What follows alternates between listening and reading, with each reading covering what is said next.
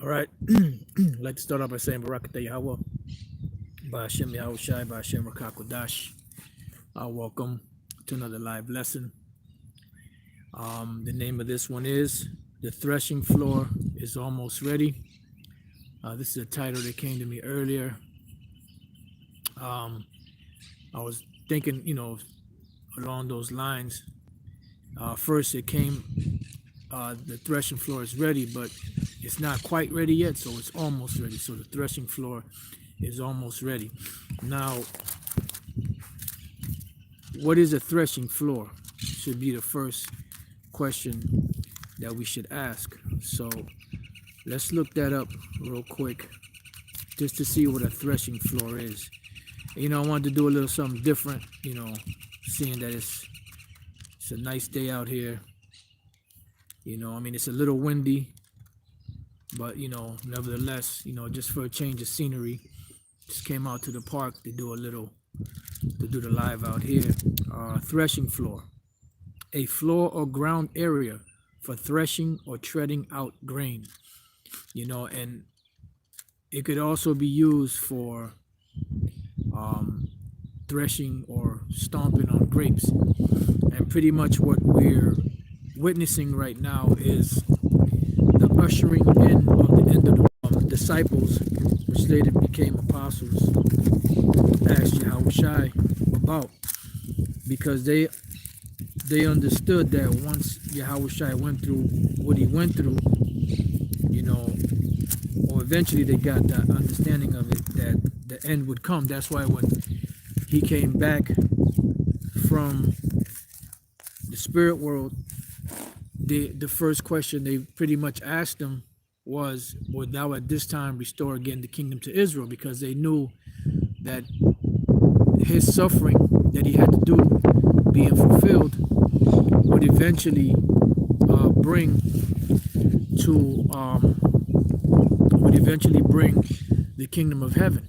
And this is why we read in the book of Peter, the book of First Peter, I believe it's the first chapter, where the prophets, wanted to know what time Yahushua was going to suffer what he was going to suffer, because they knew that after that was glory that was going to come, and that being the kingdom of heaven. So one of the things that the apostles of the Lord asked him was this in Matthew 24:3. And as he sat upon the Mount of Olives, the disciples came unto him privately, saying, Tell us, when shall these things be? And what shall be the sign of thy coming and of the end of the world? Because they understood that there was going to come a particular time when all these things were going to happen. So they wanted to know what's going to take place, how are we going to know the signs of your coming and of the end of the world. Now, you being a person that is not really familiar with biblical terms, you will look at the word in the conventional way as the world looks at it, the word world, the end of the world, the end of existence, the end of humankind, the end of the earth is going to explode and everybody's going to die, just like in Death Star. Well, that's not the case. When we go to the book of Ecclesiastes, and this is why precept must be upon precept, line upon line, here a little and there a little. When we go to Ecclesiastes in the Old Testament, chapter 1, verse 4, one generation passeth away and another generation cometh. That's dealing with people on the planet. And the earth was created for man to dwell in. It tells us that in, I believe, the book of Psalms, the 115th chapter, that the Lord created the earth for man to dwell on. So we know that the scriptures say, whatever the Lord doeth, it shall be forever. So what we're witnessing when the Lord created this earth is meant to be here forever, meaning age after age after age, right? It says, but the earth abideth forever. So the earth is always going to be here. The Lord said, whatever he doeth it forever. Nothing can be put to it or taken away. The only thing that can be taken away is whatever the Most High decreed to be taken away. And the one thing that he created that he's going to destroy are the Edomites. That's the only people that the Lord said would be destroyed after they served their punishment. because they were created for the purpose of showing the world what it is to be wicked and what the penalty of being wicked is, because this destruction is going to far outweigh any other destruction on the planet, that anything in history that was written, that is known, from the flood to the deliverance from Egypt, the two greatest events that ever took place on the earth. Those things are going to pale in comparison to this destruction slash deliverance of the elect of the nation of Israel. All right. So it says, so going back to Matthew 24, when it says, what shall be the sign of thy coming and of the end of the world? When we look up this word world here, in the Greek is the word eon. In the Hebrew is the word iwalam. And in the Latin is the word seclorum, or secular, which all mean an age. Now you have different types of ages.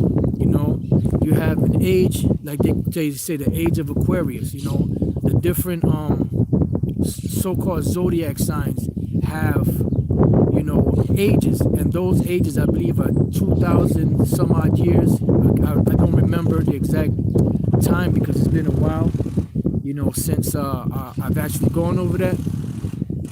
You brothers can look it up. What is an age? As far as the zodiac is concerned, or something along those lines. And from one so-called sign to the other, it's about 2,000 some odd years. But an age can also be uninterrupted rule. Like you had the Greek age, or the Greek world. They ruled from around 333 BC, and around 35 BC or so, they were totally amalgamated into the Roman Empire. So that was the age of the Greeks. And then when the Romans came up, which was like one something, somewhere around there, I'm talking about the Edomites. I'm not talking about the Etruscans and the Japhetic, dark-skinned Japhetic nation that ruled Rome in those areas prior to the Edomites getting up into the so-called white man. I'm talking about the Edomite Romans. When they ruled around 96 BC, around there, about almost 100 BC, I'm sorry, AD, that's when that particular Edomite rule fell, from the time when it started to the time that it fell. Now when Jake took over, they still held the Roman ways, the Roman laws and all that. So that system of Rome didn't really fully fall till later on. But the Edomite rule, of the ancient Roman Empire fell around 96 BC, after the death of Domitian, which was one of the Flavian dynasty members. You have Vespasian, Titus, and Domitian, and that was the end of the age of the Romans. So then you had the Byzantine Empire, which you had the Byzantine age, and that was for a period of 1,000 years. Then Esau came back into power, so an age is also can be an uninterrupted rule. It could be as short as a day, a couple of hours, or it could be as long as 1,000 years, depending on the rule or rulership of that person. So the disciples wanted to know, when is going to be the end of this age? When is going to be the end of this world? Because they understood that what followed after was the age or the world of Yahushai and the Israelites. And that's what they wanted to know that. So what we're witnessing on the earth is the end of the age of Esau, because when you go into Second Ezra, the 6th chapter, and it speaks about the end of Esau's world, the Latin word there is seclorum, or secular, seculi, which is an age. So Esau is the end of this age, and Jacob is the beginning of it that follows, because the kingdom to come belongs to Yahushai, which is an Israelite of the tribe of Judah, and to the Israelites in general. All right, so this is what we're witnessing. We're witnessing all the pieces and the major players being put in place into the threshing floor, that are about to be stomped like grapes, and that are about to be destroyed. But there has to be one major issue, one major situation that has to take place prior to the end of this age, prior to the end of Esau's age. And what is that? That is the mark of the beast, which is the microchip. And this is why when we look at the news right now, we see the mark of the beast being so prevalent, in the news, the technology that they're pushing, this whole COVID-19, and the medical industry, and pushing for trackers, whatever the hell they call those, pushing for and on top of that, 2020, the year of prophecy, which is also the year of census, and that census is what they're using, to see where everybody's at, how many people are around, because not everybody fills that stuff out. So we're slowly pushing towards the mark of the beast being fully implemented. And once their mark of the beast is fully implemented, then World War III will come, which is pretty much the final prophecy of this world before they go down. Because then after that, the next prophecy would be Yahushua coming back with the angels, destroying Babylon the Great, the land of Israel, and delivering the 1/3 or the elect of the nation of Israel.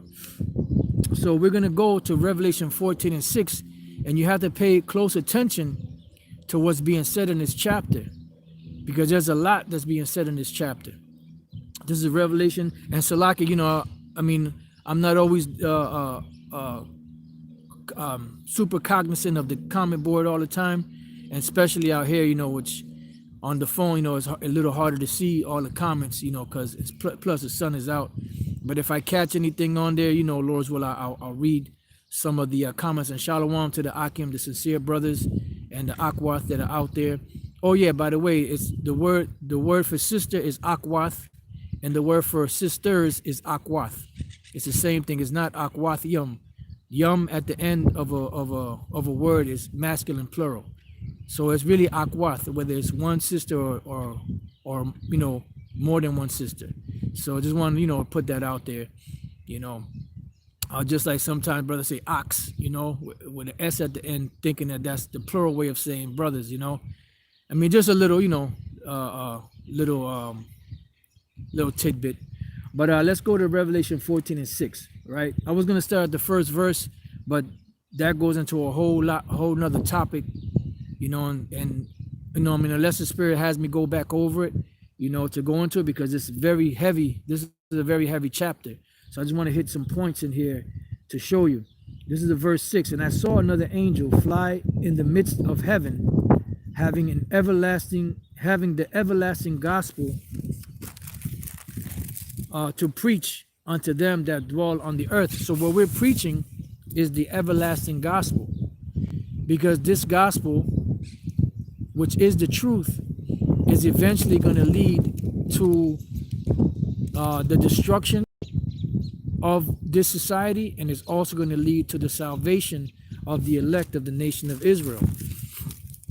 And when you look up the word gospel means good news, euangelion, which euangelion, the EU at the beginning is good, and angelion is where you get the word angel. But it also means messenger, because an angel is a messenger. And you can have a person on the earth that can be known as an angel, which is a messenger, such as Apollyon, which was an angel of the bottomless pit. Pretty much he was the messenger of the bottomless pit.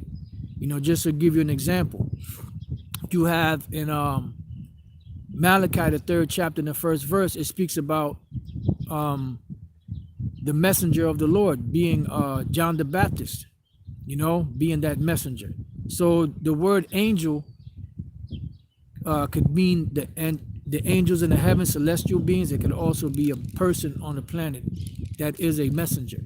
So the prophets are angels because they are messengers. The teachers of the Lord, the different offices, So euangelion is good news or good message. All right. So they had the everlasting gospel to preach unto them that dwell on the earth, and to every nation and kindred and tongue and people. Now, why did it say that? Because you have First and foremost, you have Israelites among all these nations that will be delivered, but also you also have these nations that have to hear this word, because this is going to be, it's going to sift the nation of Israel from among them, and it's also going to condemn the ones of them that are of these nations. This is the book of Matthew chapter 10 and verse 18. And you shall be brought before governors and kings for my sake, for a testimony against them and the Gentiles. Okay, which are, in this case, that's talking about the actual other nations, because we have a testimony against them. So this everlasting gospel that's being preached is a message to the world. Isaiah 34:1 gives you a blueprint of how the Lord told Isaiah to preach to all these different nations of the coming destruction that's coming. And the people that would be in the head position of that would be who? The Edomites, the Idumeans, which is the Greek way of saying Edom. All right. So going back to Revelation 14 and 7, saying with a loud voice, fear the Most High. Now listen close, because you got to remember, we're reading the 14th chapter now. We're reading about, above that, we're reading about the 144,000 that had, you know, this song that no man could learn but the 144,000. Now, prior to this chapter, we read about what? About the beast. We read about how the beast came into power from the beginning to the end. We read of how the one head that was in power during the time of John, the Revelator, John the apostle of the Lord, you know, how they had a wound, and that deadly wound, they pretty much, like, they died for a period of time, but then they came back to life. And we're reading, when they came back to life, there was another beast that came up that was pretty much the same beast as before, and he exercised all that power from the first beast and made an image to the beast, and that image represents the whole structure of how America is running their government, the same way that the ancient Roman Empire ran their government. And that's pretty much that image, you know, the different legislations and the different the bread and circuses and all of that stuff. You know, this is the way that the ancient Roman Empire ran their government. There's a reason why they have a Senate house. That Senate house began with the Romans. The presidency, where they commit their government to one man every year, that came from the ancient Roman Empire. You see? So the same way that they had the image, eventually what happened? It said that this beast had a mark that he caused all, both rich and poor, rich and free and bond, to receive, right? And that mark, which is the mark of the beast, which is the microchip, that will cement for Esau, anyone that takes it, that they are the ones that are being worshipped. They are the God. They are the ones that are being reverenced. They are the ones that are being looked up to and lauded as being the God of the people that take that mark. So when we read in the next chapter, the 14th chapter, it says, saying with a loud voice, fear the Most High. Because the beast is going to come down, the dragon is going to come down having great wrath, knowing that he has but a short time to establish his new world order. And a part of establishing his new world order, besides making that image, is also to push that mark, which is the mark of the beast, which is the microchip, to make the people subservient to him. And if you go off from their plan, any deviations from their plans, they cut you off. Just like when we went against the Most High and pissed the Most High off, the Most High would cut us off from our benefits. So they're playing the role of a God on the left-hand side, and that mark is the mark, the physical mark of subservience, of total perpetual slavery to this devil. fearing him that he will cut you off if you don't abide by his rules. So what the Apostle John is saying, or the angel is saying in the 14th chapter, says, saying with a loud voice, fear the Most High. Don't worry about the beast. Don't worry about his mark. Don't worry about his image. Fear the Most High and give glory to him, because everybody's too busy giving glory to Esau and to his world and to his ways and to his technology, which all belong to the Most High anyway. It says, for the hour of his judgment is come. So now the hour of the judgment of the Lord is come. But that hour of judgment cannot come until the mark of the beast is fully implemented. That's why we're reading in the 14th chapter what we're reading, because this is, you know, the aftermath of and the penalties for those that take the chip, that take that mark of the beast, whether it be in either hand, butt cheek, their thigh, their ankle, their toe, their their thumb, their head, the eye, wherever. You know? So it's saying, fear the Most High and give glory to him, for the hour of his judgment is come.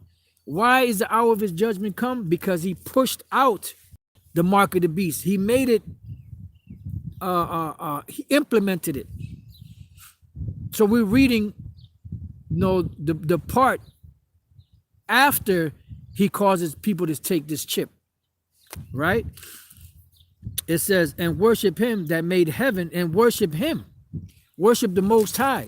Because when we read the 13th chapter, it speaks about them worshiping the image of the beast. Let's see if I can find that real quick.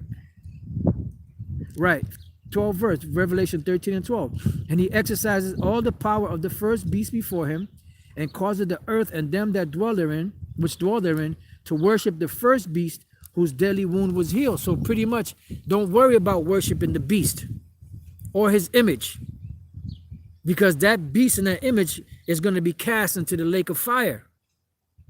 You see? Because that image, which is the Roman system, that is a god to the world. And that and the mark of the beast is the way that these devils are causing the whole world to commit fornication, so to speak, because all nations are following in the same path, because they're looking at Esau as a god. But the Most High is the power. It says, going back to Revelation 14, and I'm going to read 7 again, saying with a loud voice, fear the Most High and give glory to him, for the hour of his judgment is come, and worship him that made heaven and earth and the sea and the fountains of waters. And there followed another angel saying, Babylon is fallen, is fallen. And when is it fallen? Fallen after they implement that mark of the beast. All right. It says, and this is the destruction of America, so-called Babylon, so-called America, Babylon the Great, that great city, because she made all nations drink of the wine of the wrath of fornication. So this is one of the reasons why they're being destroyed. And it's also for the controversy of Zion. Excuse me. Allergies are acting up. All right. So let's read on.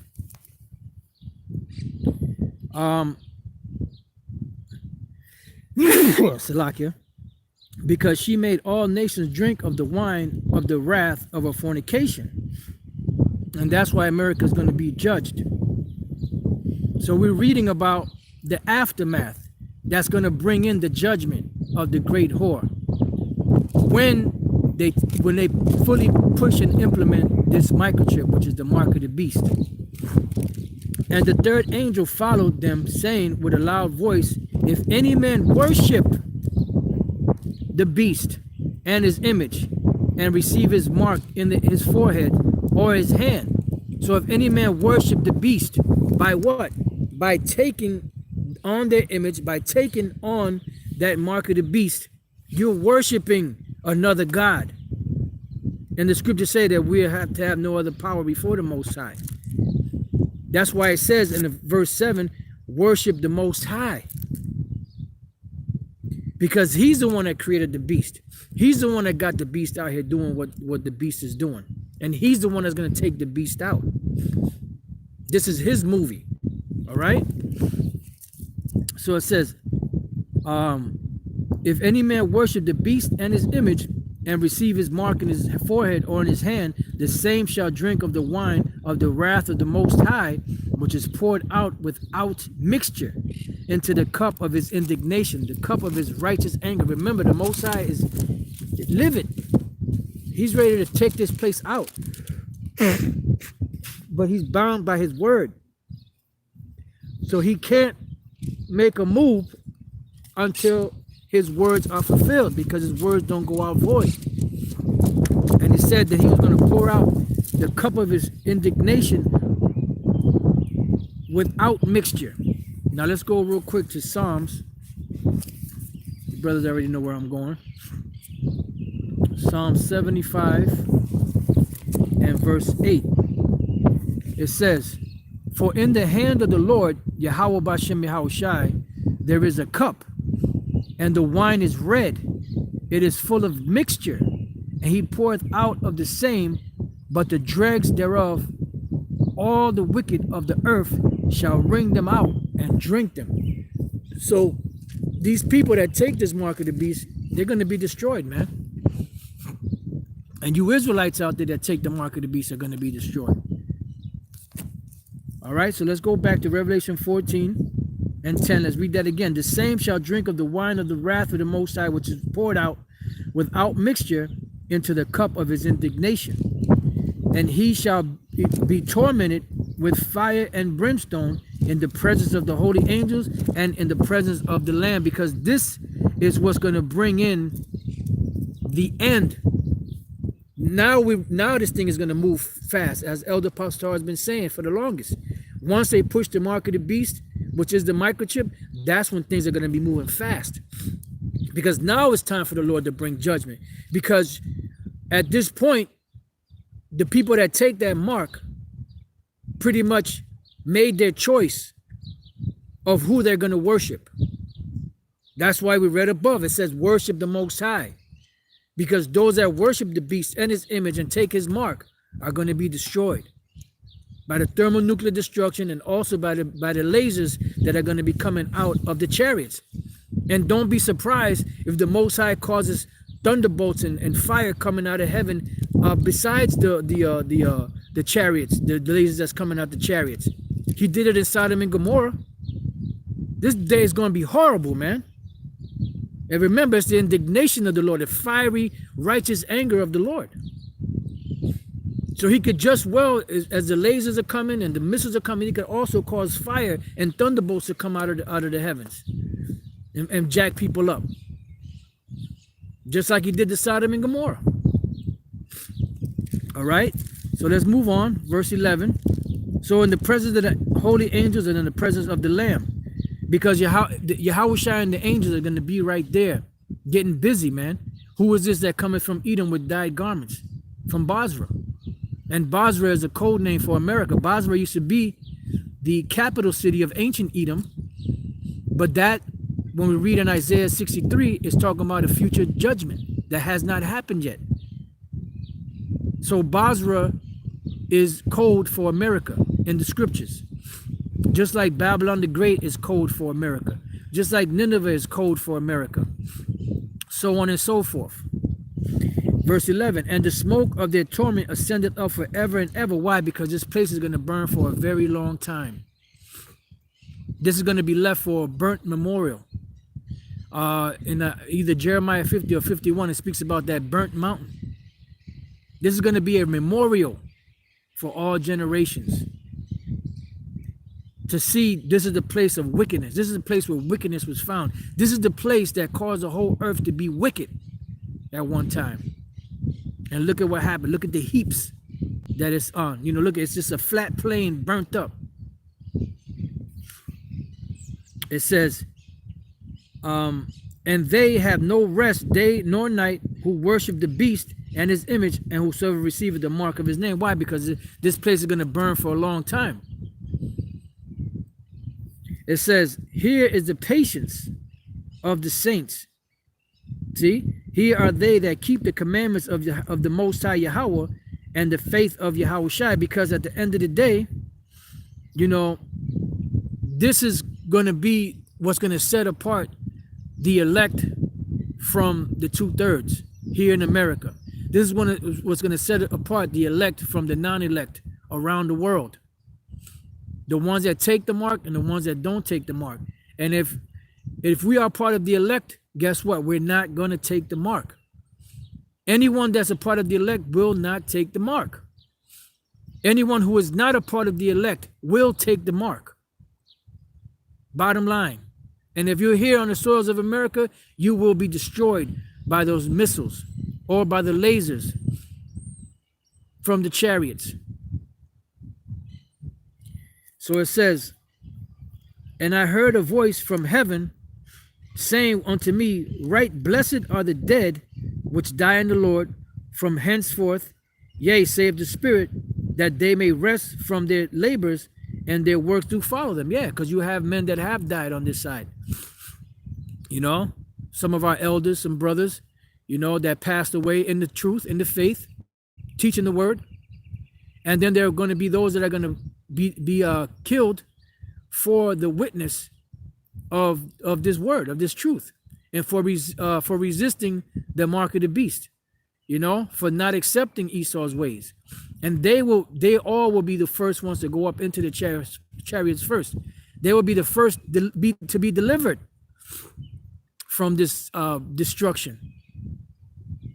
It says, and I looked, and behold, a white cloud, which is a chariot, and upon the cloud one sat like unto the Son of Man, which is Yahweh Shai. So Yahweh Shai is on this white cloud, this chariot. It says, having on his head a golden crown. Why? Because he got the victory, but now he's about to take all these nations down and take their crowns, so to speak. It says, and in his hand a sharp sickle. Now, what is a sickle?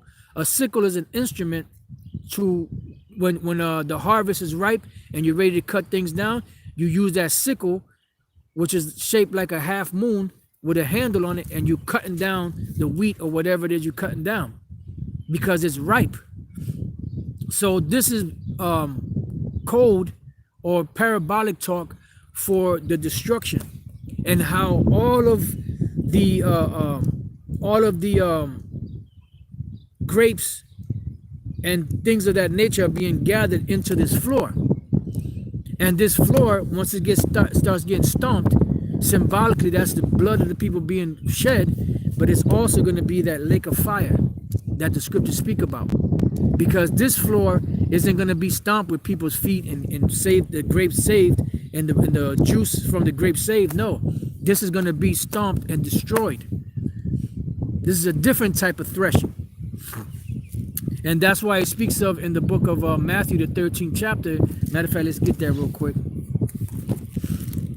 Matthew chapter 13 and verse 38. And it says, spare me 1 second. And it says, the field is the world. Matter of fact, I started at 37. He answered and said unto me, he that soweth the good seed is the Son of Man, which is Yahweh Shai. The field is the world. So the whole world is the field. The good seed are the children of the kingdom, because you have the Israelites, which are the children of the kingdom. You know, but in this time here in America, 2/3 of Jacob are not going to make it, only 1/3. It says, but the tares are the children of the wicked one. You see? So that's Esau. It says, the enemy that sowed them is the devil. Because you have those Israelites, those Edomites out there that look like Israelites, because they mingled their seed with the women of Israel. It says, the harvest is the end of the world, and the reapers are the angels. So the angels are coming to take into the barns those that are part of the elect, and stomp, you know, in the threshing floor, those that are not part of the elect. And also the Edomites and the other nations. because you got all nations here in America. It ain't just Jake here. You got Moab, you have Elam, you have Ishmael.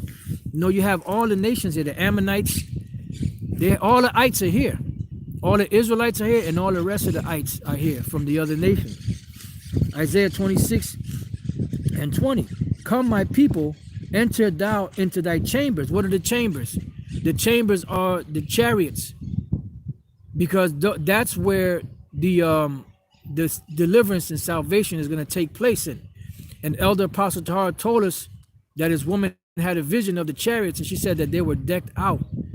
So you could imagine the opulence, I guess, is the best word I could use to describe it. How bad the chariots are, man. You know? And pretty much in Revelation 11, it speaks about the chariot.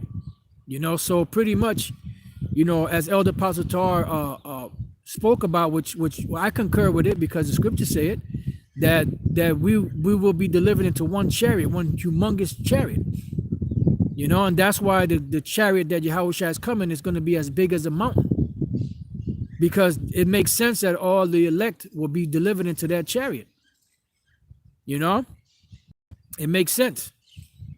I mean, it remains to be seen, but it makes sense, because that chariot is going to be so big, it's going to be beaming up Israelites from all over the earth.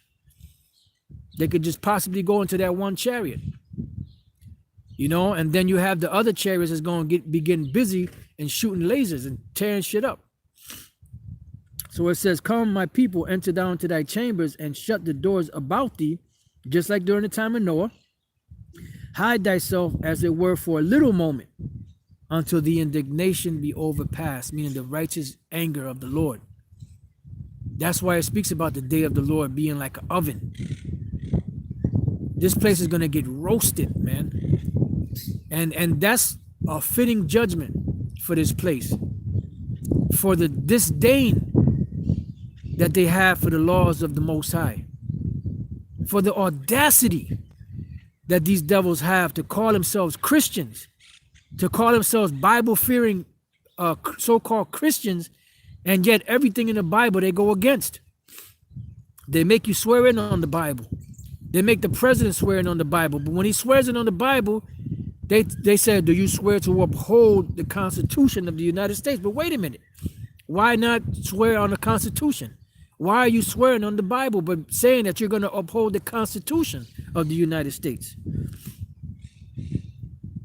What happened to the Bible? And why are you making us swear on the Bible?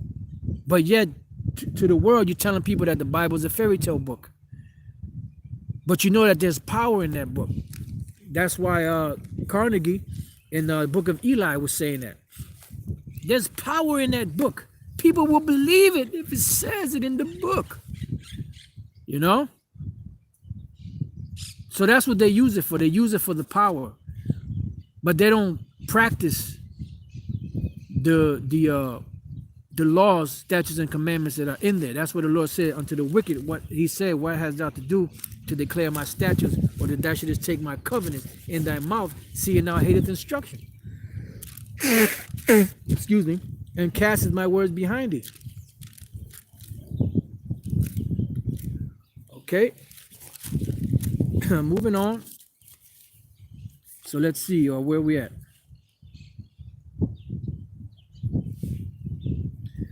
Verse 21. It says, for behold, the Lord cometh out of his place to punish the inhabitants of the earth for their iniquity. The earth also shall disclose her blood, and shall no more cover her slain, because the Lord is going to be the one to bring the judgment. That's why he said he will not at all acquit the wicked. Who is this that cometh from Edom with dyed garments? This that is glorious in his apparel, traveling in the brightness of his strength, or the strength of his brightness, or something along those lines. That's going to be a beautiful day, you know? And this is what we're waiting for, that so that we can be delivered. That is our hope. Deliverance. Yeah, it's going to be hard, but guess what? Once the hardship is past, then comes the kingdom. That's where the mending takes place. You know? So the sooner they do it, the better. Just get it over with. Sometimes the anxiety of waiting for it is worse. You know, because not, you know, like when Yahushua was in the Garden of Gethsemane, that anxiety that he had, you know, because he wanted it to pass, you know, and be able to do it another way. But what he told Judas is what thou doest, do it quickly. You know why? Because just get it over with. Because once it's done, it's done. It's already written what each one of us is going to go through. So just get it over with. Do what you got to do so that the Lord can step in, which is the Most High working on the left-hand side anyway. You know, that's why, you know, this, you know, we believe that this thing is not going to stop, this COVID thing. You know, this is the perfect opportunity. They got people, you know, in the trick bag.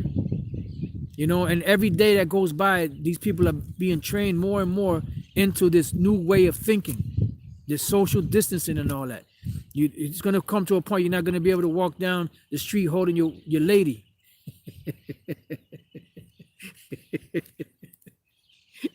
Because they're going to hit you with a ticket or throw your ass in jail for breaking the social distancing rule. Forget about a kiss in public. These devils, man, they're too much, man. They're just too much. They just got to do, the Lord got to make them do what they got to do so that the Lord can do what he got to do. Oh, man. Oh, Lord. Let's see where we at now. Now, let's go back to Revelation 14. And we left off at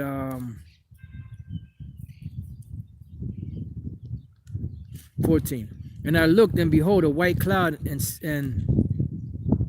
upon the cloud one sat like unto the Son of Man, which is Yahushai. That's a chariot, having on his head a golden crown, and in his hand a sharp sickle. Why? Because it's time for the threshing. Verse 15. And another angel came out of the temple, crying with a loud voice to him that sat on the cloud, thrust in thy sickle and reap. You sow, meaning you plant, you reap. You pluck. It is time to sow. The time of sowing is over. Now it's about to be time for the reaping, because what was sown is almost ripe. It's just there, just about there. Just like the Lord told Abraham that the land he was going to give him, he couldn't give it to him yet, because the people that were going to come out of him were going to become a great nation. They were going to serve for 400 years. And the people that were in that land, the Canaanites, their iniquities hadn't reached the ripening stage yet. So once their iniquities reached that ripening stage, then it was time for them to be plucked out of there. That was the time to sow. So we're coming into the time that was the time to reap. So we're coming into the time of reaping. I got this this squirrel that keeps looking at me. It says he's coming over here now. It says, and another angel came out of the temple, crying with a loud voice to him that sat on the cloud, thrust in thy sickle and reap, for the time has come for thee to reap, for the harvest of the earth is ripe. So it's time now. The harvest of the earth is ripe. It's time for this devil to go down. You know, it's time for this wickedness to be put out. It's time for, you know, all iniquity to be put down finally. Because, you know, you have the beginning of a thing and you have an ending of a thing. The better is the ending of the thing than the beginning. And we're coming down to the ending. We're damn near at the stage of the credits about to roll. You know, the very end of the movie, before, you know, when the movie ends and the credits start rolling, that's the point that we're at right now. Just about there. That's what Yahushua said. When you see these things, know that I am close, even at the door. So going back, verse 16, and he that sat on the cloud thrust in his sickle and on the earth, and the earth was reaped. And another angel came out of the temple which is in heaven, he also having a sharp sickle. Because the angels, along with Yahushua, excuse me, are going to get busy. They're going to get busy, man. It says, and another angel came out from the altar, which had power over fire. Because this is how America, Babylon the Great, is going to be judged, by fire. Remember, the Lord made the rainbow, which these devils took and made a homosexual symbol out of it, which that's a holy symbol of the Lord. The rainbow, which was a covenant, an agreement that the Lord would no longer again destroy the earth by way of the flood of water. But he never said anything about a fire. And that's why it's the fire, or the lake of fire, is the second death. That's the second judgment upon the earth. And these devils took the Most High's holy symbol and turned it into a homosexual symbol, man. These devils are nothing but a bunch of goddamn blasphemers, man. They gotta go. They gotta go. Ain't nothing holy in their sight. Then they turn around talking about, in God we trust. What God are you talking about? Verse 18, and another angel came out from the altar, which had power over fire, and cried with a loud cry to him that had the sharp sickle, saying, thrust in thy sharp sickle, and gather the clusters of the vine of the earth, for her grapes are fully ripe. So whenever you are ready to make wine, you will go to the vine and get the most ripest of those grapes, to put them into that threshing floor, or into that tub, or to whatever it was you put it in, to start stomping them to make the wine.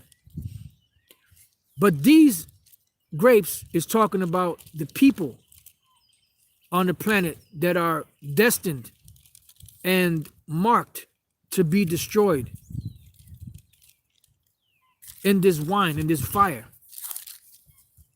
It says, and the angel thrust, because remember it said that the angel had power over fire. And the angel thrust in his sickle into the earth, and gathered the vine of the earth, and cast it into the great winepress of the wrath of the Most High. So the land of Israel is going to be totally destroyed. We know that. But this right here, this motherfucker right here, America, Babylon the Great, this is going to be where the party's going to be at for these people. You want a party, you're going to get a party. You're going to get some serious fireworks for your ass. You want to do whatever you want to do. You want to lay down with men, men with men, women with women. You know, you want to be adulterers. You want to eat whatever the hell you want, abomination you want to eat. You want to do whatever the hell you want to do as long as it feels good. Well, guess what? There's a party coming for you. It's called the Lake of Fire party. And guess what? It's going to be on live on the web. Like right now, you got live DJs, you know, virtual DJs and all that, doing parties and concerts from their homes because of the quarantine. Well, there's going to be a serious virtual party going on in America when the Lord destroys this place by thermonuclear destruction. And it's going to be viewed by all nations on the planet. And the merchants are going to wail because they can't sell here, but the whole world is going to see your devastation here. How about that? You want a party? Hey, the Lord's going to give you a party. And he's going to give you a party by one of the most inspirational things on the planet, fire. And the winepress was trodden without the city, and blood came out of the winepress even unto the horse's bridle by the space of 1,600 furlongs. So pretty much, in other words, the Lord is going to destroy this place. There's going to be a certain number of people that's going to be destroyed. And you have 5,000 square miles of America, 3,000 from east to west, and 2,000 from north to south. So you're finished, man. The judgment is already set. Only thing that needs to happen is we're in the sentencing stage. Only thing that needs to happen is the judgment to be fulfilled. And once, as we read, that once they implement that mark of the beast, that's when the fireworks begin after World War III. You know, so we're very close, man. We're right at the door, man. The Lord is this place is ripe. It's time to thresh. All they got to do is push that mark of the beast, which is the microchip, and that would set the clusters of the wine to the ripest that they will ever get. And after that comes the threshing, you know, the reaping, when Yahweh and the angels come and destroy this place, you know. So the name of this one has been the threshing floor is almost ready. So we're almost at that point. All they got to do is push that mark of the beast to make it mandatory. And this legislation that they got going on could very well be what does that. That HR 6666. You see how they go into people's homes and forcibly removing them to take them to these places to get tested. And you notice not one of them cops on there, not one of them had a mask, not one of them had protective gloves. The people they came to get were in their homes, so you know they're not going to be wearing no mask, you know. And the dog knew when they was about to roll on his masters, because he started raising up, because he felt, you know, that the spirit raising up in them pigs, because they was about to get nasty. But the dude complied, you know. So these dogs, the scripture said, they shall be like madmen, sparing none. Because these cops, the majority of them are nothing but copper tops. They do as they're told. They don't question anything.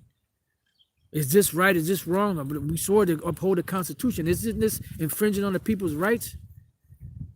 The majority of them don't think like that. You have a few that do, but the majority don't think like that.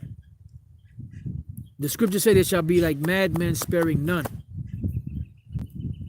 And this whole COVID thing got people so twisted and messed up, and they're not breathing right because they're wearing a goddamn mask all day. They ain't getting enough oxygen to the brain, so these people are bugged out. You know, like when I go to the supermarket, you know, you see the people like bugging out. I mean, I always kept, you know, whenever I go anywhere, I always kept my distance from people anywhere. We loved it when we went somewhere and the fucking restaurant was empty, you know, or the park was empty, or wherever. So we always did that, you know. But these people, you see them like breaking their neck trying to, you know, not to get too close to people, you know. So this place is finished, man. One day a real rain is going to come through here and wash all this filth away. That's from the movie Taxi Driver with Robert De Niro. You know, all these queers and fairies and all that, you know, these butch women, and, you know, just in general, everybody in general that ain't right with the Most High, Yahweh Bashem Yahushai. So with that, you know, I pray that your brothers have been edified. The water for the precepts, you know, Salaki, I didn't get a chance to read any of them, but I appreciate you brothers, you know, coming on the comment board and putting them precepts up and scriptures and staying on topic, not talking about, you know, what you're going to do later on and, you know, get together, this, that, the other. Staying on topic, man, because this, what you learn here can save your life. That's from, I believe, I mean, I ain't quoted correctly, but I believe that's from Officer and a Gentleman. If I'm not mistaken, with Lou Gossett Jr. and this other devil, Richard Queer. Richard Gere, we call him Richard Queer. All right, so with that, I pray that your brothers have been edified. To the next time I say shalom.